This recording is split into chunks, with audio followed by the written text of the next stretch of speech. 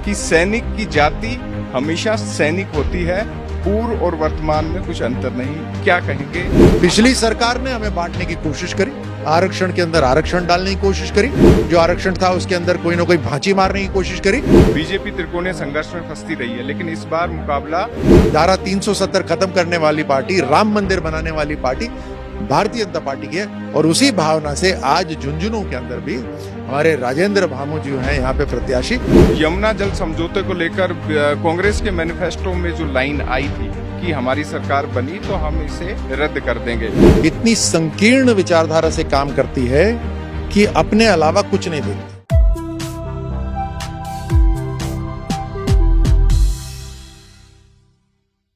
वीर भूमि झुंझुनू में है और ये सैनिकों के मामले में और शहादत के मामले में देश भर में चर्चा का केंद्र रहा है। और ऐसी शख्सियत हमारे साथ है जो खुद सैनिक है और कैबिनेट मंत्री के तौर पर सैनिक कल्याण विभाग का जिम्मा भी संभाले हुए हैं। हालांकि कल्याण फिलहाल बीजेपी का भी आप करने आए हैं झुंझुनू सीट के लिहाज से, लेकिन अपनों के बीच में है। सर, पहली प्रतिक्रिया अपनों के साथ पुराने दिनों को, जज्बात, और जैसा आपने मंच से कहा कि सैनिक की जाति हमेशा सैनिक होती है, पूर्व और वर्तमान में कुछ अंतर नहीं। क्या कहेंगे?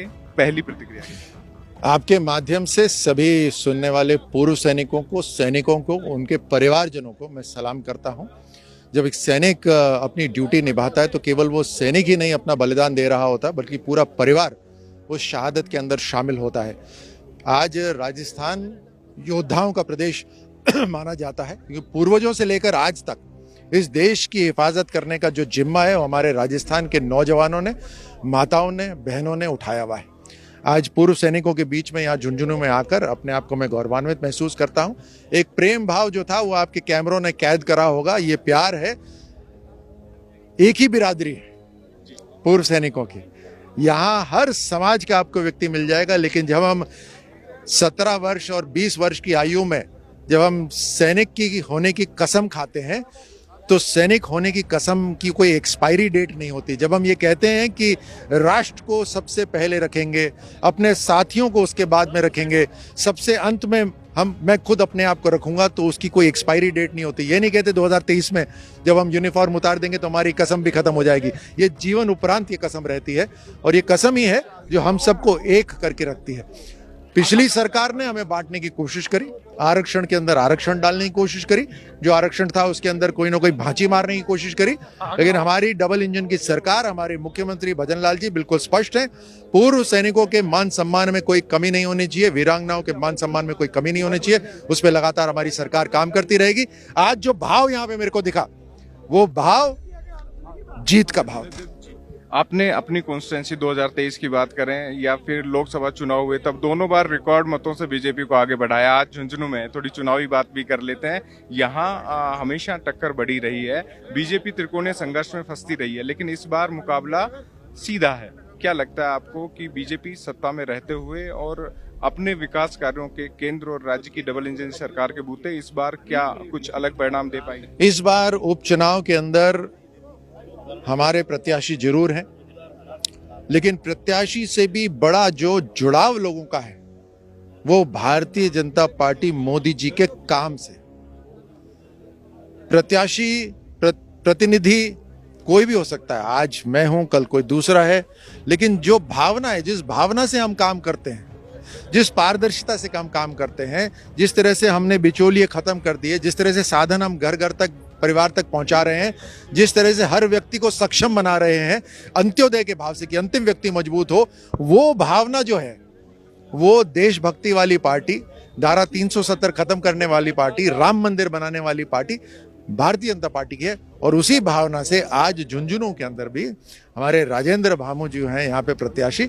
वो तो है ही, उनका जुड़ाव, उनका काम तो है ही, लेकिन उनके साथ साथ भारतीय जनता पार्टी का काम है, जिसकी वजह से जब वहाँ हमारे मतदाता जाएंगे तो उनको केवल कमल का निशान दिखाई देगा और वो बटन बार बार दबेगा।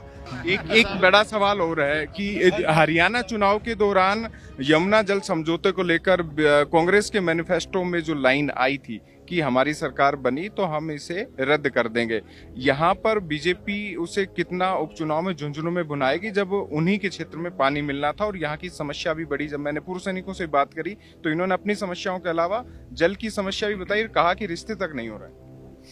आपने बिल्कुल सही फरमाया कि ये कांग्रेस पार्टी इतनी संकीर्ण विचारधारा से काम करती है कि अपने अलावा कुछ नहीं देखते।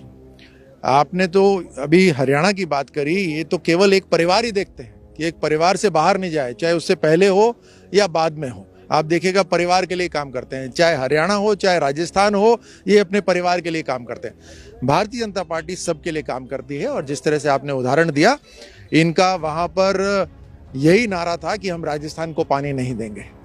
अब राजस्थान में जब चुनाव हो रहे हैं वहाँ तो हमारी पार्टी जीत गई, अब राजस्थान में जब चुनाव हो रहे हैं तो हमारे किसान इस बात को याद रखें कि कौन सी पार्टी, कांग्रेस पार्टी क्या बोल रही थी उस समय पानी के बारे में।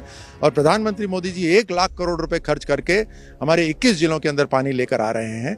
रोजगार भी उत्पन्न हो रहा है, किसानों को आगे बढ़ने का मौका मिल रहा है, हर तरह से हमारे माताओं युवा साथियों को आगे बढ़ने का मौका मिल रहा है।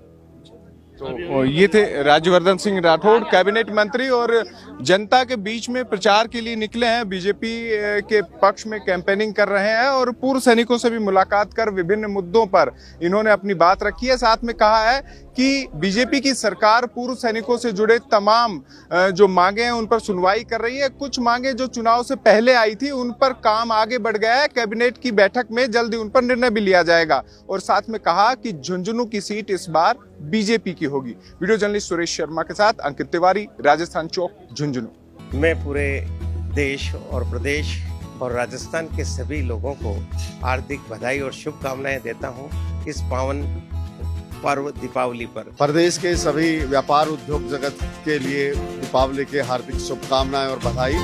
महालक्ष्मी की कृपा आप सब पे बनी रहे। सभी प्रदेशवासियों को राजस्थान प्रदेश कांग्रेस कमेटी ओबीसी विभाग की तरफ से दीपावली की हार्दिक शुभकामनाएं। आने वाला वर्ष आपके लिए मंगलमय हो।